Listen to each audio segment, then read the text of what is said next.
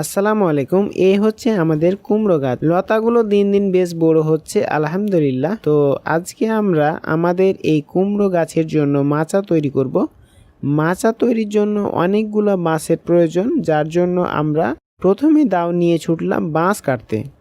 বাজার অনেক দূরে হওয়ায় বেশ খানিকটা পথ হাঁটতে হয়েছিল এবং আমাদের সেখানে পৌঁছাতেও অনেক সময় লেগেছিল। তো ফাইনালি চলে আসলাম আমাদের বাঁশ ঝাড়ের কাছে। এখানে অনেকগুলো বাঁশ আমরা দেখতে পাচ্ছি। তো দেখা যাক কতগুলো বাঁশ আমরা এখান থেকে নিয়ে যেতে পারি।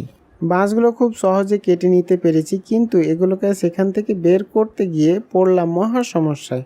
বাঁশ আমি টেনে বের করে নিয়ে আসবো কি না, উল্টো বাঁশ আমাকে টেনে নিচ্ছে।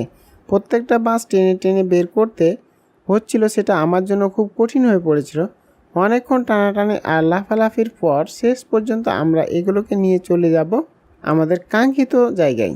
সব বাঁশগুলোকে কাঁধে করে নিয়ে চলে আসলাম। আলহামদুলিল্লাহ, এখানে বেশ অনেকগুলো বাঁশ আমরা নিয়ে আসতে পেরেছি।